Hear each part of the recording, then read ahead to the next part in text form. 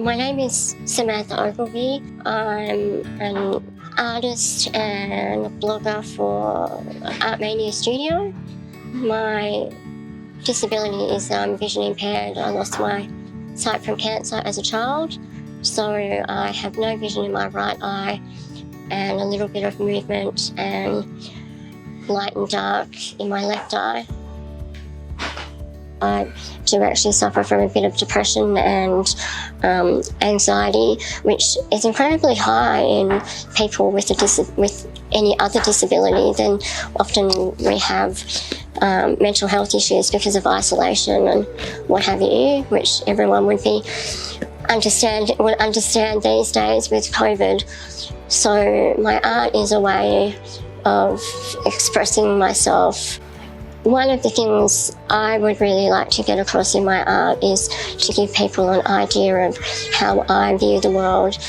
Over the years, I've had people tell me that they feel like I'm missing out because I can't see a sunrise, or I don't know what my nieces or nephews look like and stuff. And this way, I can actually show them that that's not true. I may not see the world in the same way as people who can see, but I can still see the world and I can still see the things around me. I remember being in a university class a few years ago now, and I was doing a unit called Writing for Performance, and I'd written a poem because I write quite a lot of poetry. And I'll always remember one of the girls said to me when they were giving feedback, she said to me that I see the world from a completely unique perspective that she would never be able to see because she's in a different space. And the fact that I can't see actually gave me that unique perspective, and it made my poetry unique. And it's always stuck with me because it was probably one of the best things anyone could have said to me. I actually made a sculpture of my last guide dog, who actually died November last year. And when Fee saw that, she came up with the idea that I could make different animals with different disabilities and use my writing skills to write their backstory of how they've ended up where they are.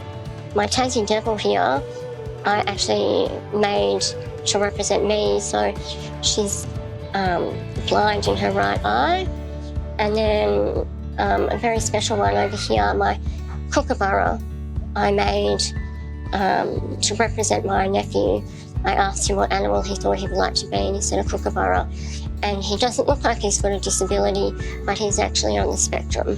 I think that art's a really good way of getting that education across to people, because it's done in a fun way and it can be done in a story form, so it's not as confronting, or it doesn't make people feel quite so uncomfortable. Like, it's not non-judgmental.